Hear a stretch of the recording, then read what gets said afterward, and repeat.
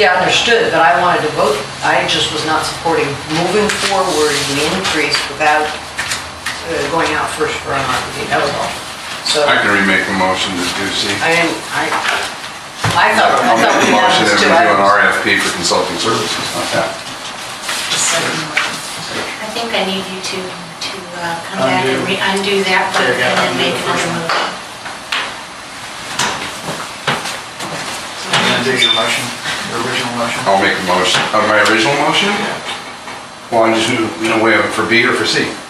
You're on Well, top. the original motion. The original motion has to go away in order to make a motion for B and then another motion for C. Okay, I'll make a motion for B that we approve Peter's fees.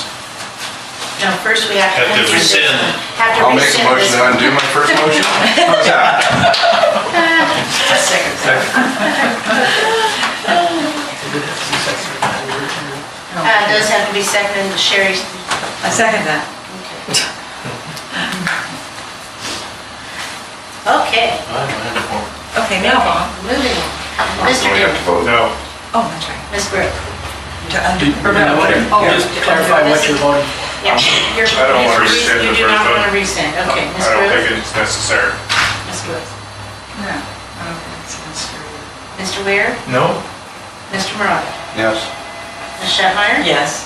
Ms. Smith? Yes. Mr. Huey? Yes. And Mr. Pierce? Yes.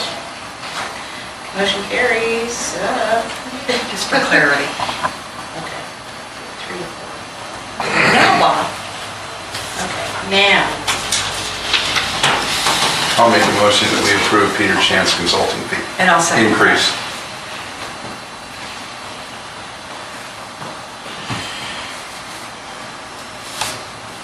Roll call. Yeah. Oh, sorry. Ms. Grove? Yes. Mr. Weir? Yes. Mr. Murata? Yes. Ms. Shetmeyer? Yes. Ms. Smith? No. Dr. Cruise is absent. Mr. Huey? Yes. And Mr. Pierce? Yes. All right, Yeah, Mr. Pierce. another motion on C. I make a motion we put the consulting fees out for an RFP. I'll second it.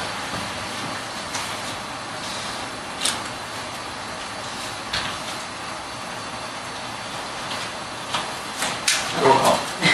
Yes. Ms. Grove? Mr. Weir? Yes. Mr. Murata? Yes. Ms. Shetmeyer? Yes. Ms. Smith? Yes. Mr. Huey? Yes. And Mr. Pierce? Yes. Tim, I think we really didn't get discussion on that item. I just wanted to add the point that I think that, you know, the way that that's handled is going to be very important. I mean, I think that we need to put the level of input into it that we've done to create something like this. In other words, we need to do our due diligence to make sure that we appropriately list what it is we really want to accomplish, what, you know, really get, you know, a good proposal out there. Because it really may shift how we look at the investments, how we look at the asset allocation. There might be other ways of actually replicating what we're doing now. But I think if we really want to have a competitive analysis, it's going to be important that we do that and make sure that it's advertised appropriately, so people are made aware. Tim's gonna, the process will be, have to be Tim works it out, brings it back to us. To us. When we get the RFP for actuarial services, we form a subcommittee and ad hoc committee. That might be good too. And then I did a search for other firms or other systems that have done a recent RFP. We got Stanislaus County, who is just in the process of doing one. They sent me their RFP. I changed it to fit our needs and sent it out to the committee. I think it was Dennis and Bob. And they looked it over, made a few changes, then we finalized the RFP and sent it out. So I would recommend that we have a committee, an ad hoc committee, To do that. to form the RFP, put it together. I can start off by getting someone else's, so we're not reinventing the wheel, and get to, you know, a good starting point for the RFP, and then make it fit our needs. But I would recommend that we form a committee to do that. And maybe as part of the process that we could bring in that outside person to do an educational piece for the board that talks about fees and what they mean, and just take us through sort of finances 101 with respect to investments. So when we are in the formulation of that RFP, we are as knowledgeable as possible about what those components mean. Because I really think just looking at a grid just of who charges what doesn't tell the whole story. It really is just a snapshot. And just because Mr. Chan is the cheapest, I don't know that that's going to mean that he's necessarily the best. Because I think you need to understand fully what you're getting for the services, and there might be some apples and oranges that come along. If we're not well informed as a board about what fees equal, then we won't be knowledgeable to make those comparisons.